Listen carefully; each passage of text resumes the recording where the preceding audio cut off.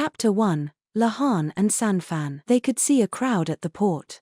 Everyone had come to greet the great ships that now sat in the harbor. The emperor's younger brother was returning from the western capital after almost a year away. No wonder everyone wanted to be there. Lahan was one of those who had come to greet the imperial younger brother, and now he observed the ships from his carriage. "Master Lahan, may I park the carriage here?" came a polite voice. It was Sanfan, that is, number 3. She was a young woman Lahan's age, but she wore men's clothing and kept her hair neatly trimmed. If one didn't know better, she probably would have looked like a particularly handsome young man. As to why her name was a number, that was because Lahan's adoptive father Leaken couldn't remember names. Sanfan was the third person he'd taken under his wing because he could see potential in her, so she was simply called number 3. Sanfan was in fact the daughter of a merchant family, but after she had run from her parents' chosen marriage match in disgust, she'd come to Leaken and given him the hard sell on her skills. Normally he would have turned her away on the spot, but she had commercial knowledge as befitted the daughter of a merchant, and so he took her in. Currently, Lahan and Sanfan were busy working their side hustles to repay Leaken's debts. Sanfan wore men's clothing in part to prevent people from underestimating her just because she was a woman, and in part as a reaction to her parents' attempt to force an unwanted match on her. Park right near the port, if you would. If you mention my honored father's name, they'll let us through." "Very well." Lahan took out a golden plaque inscribed with the character Lane. Ordinarily, such a thing belonged with the head of the clan, but if they gave it to Leaken, he would only lose it, so Lahan kept it on his behalf. Under any other circumstances, that would have been unthinkable, but with Leaken the unthinkable was par for the course. Some people joked that with that plaque, Lahan could make a bid for control of the clan anytime he wished, but Lahan knew better than anyone that if he made a play for the family headship, it was he who would be crushed. Besides, he had no interest in taking over. He was the one working himself to the bone to pay off Leaken's debts. He was as filial as they came. Incidentally, were there no other drivers available? Lahan asked. Sanfan was holding the reins herself. That meant talking through the small window to the driver's bench, which wasn't entirely conducive to conversation. No, not really.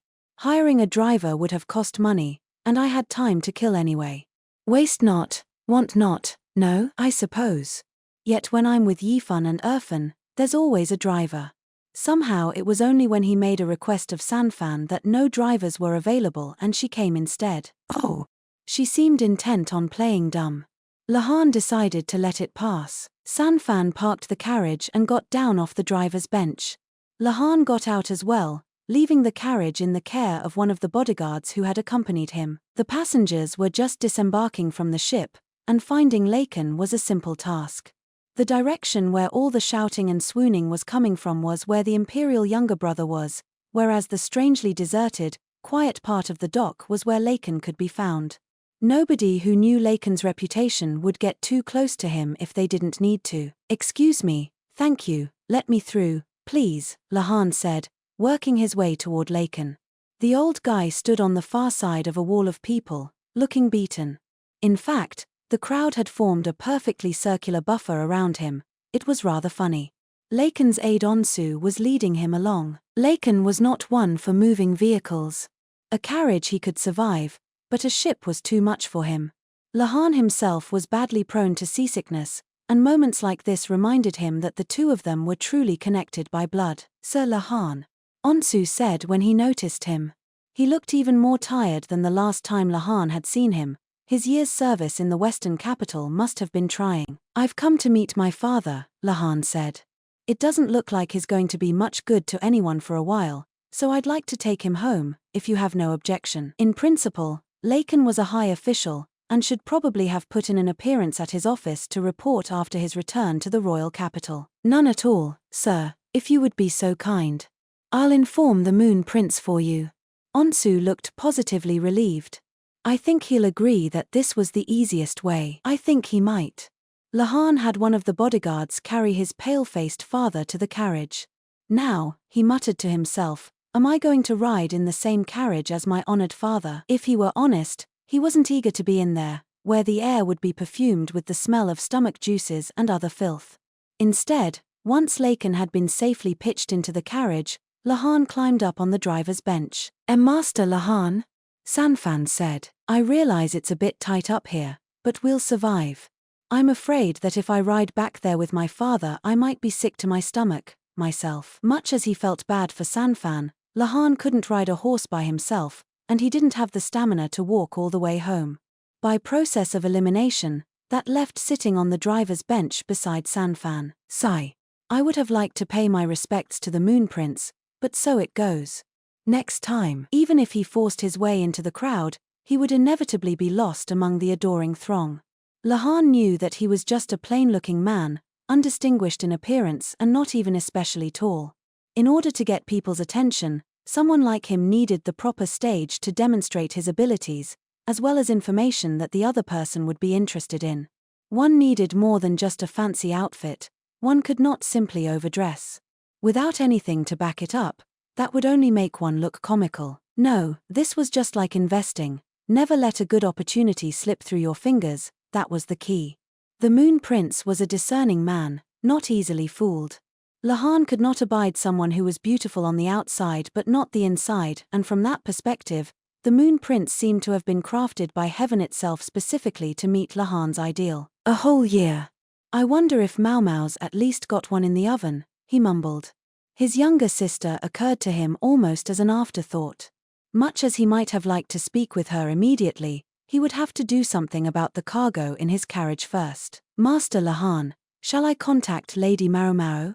Sanfan asked. Would you? I'll ask her to stop by the mansion. I wonder if she will. I'll write that you wish to speak with her about the matter of her friends, although she might ignore you even then. Lahan thought about it for a second, then said, very well, thank you. Please do. Sanfan frequently wrote letters on Lahan's behalf, at least when they were straightforward enough. Maramaro didn't know Sanfan, but Sanfan knew about Maramaro. The acquaintance only went one way. I will.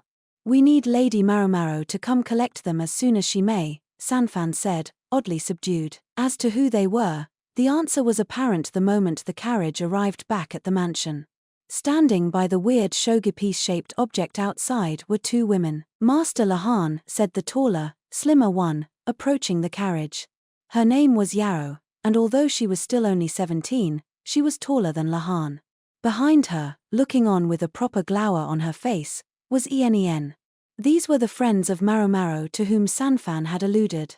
Lahan had allowed them to stay at the mansion once in order to have a favor he could call in with Maramaro, but it had been his mistake because for some reason, the two of them had never left. How was Maramaro? Yarrow asked, and her face was so perfect that even when worried, she looked positively lovely. However, that was all. Lahan heard alarm bells going off in his head. He knew he couldn't get any closer to Yarrow. I only went to bring my honored father back. Unfortunately, I wasn't able to collect my little sister.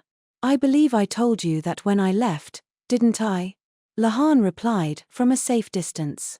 The closer he got to Yarrow, the more frightening her servant Yen's face became. Oh, Yarrow said, letting her hair droop over her ears and looking dejected.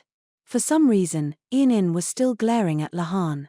She seemed to think it was his fault that Yarrow was upset.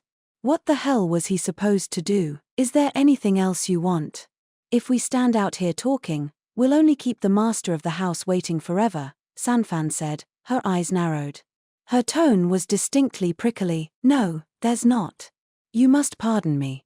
Yarrow narrowed her eyes right back, while Yen gave the most brittle of smiles. Further, I believe the agreement was that you would stay here until Lady Maramaro returned, out of your concern for her, yes?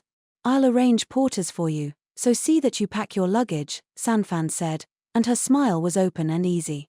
Since Lady Maramaro has indeed safely come home, you must no longer have the slightest bit of interest in this household. He couldn't quite put his finger on why, but Lahan's sixth sense was telling him that he was standing in the middle of a battlefield. Yes, Yarrow said, thinking about something. Could you perchance give us a few days?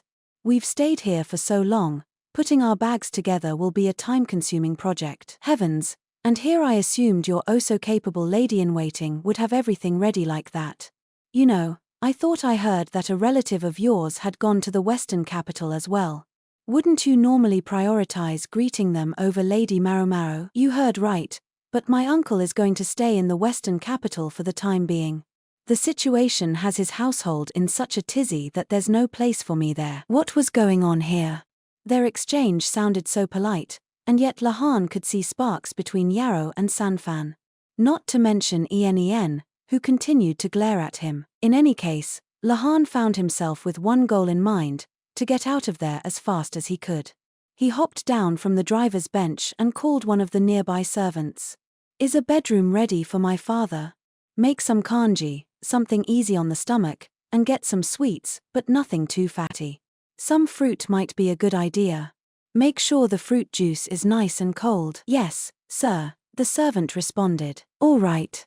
I'm going to go take care of the rest of my work." Lahan trotted briskly away from the scene, trying not to look like he was fleeing.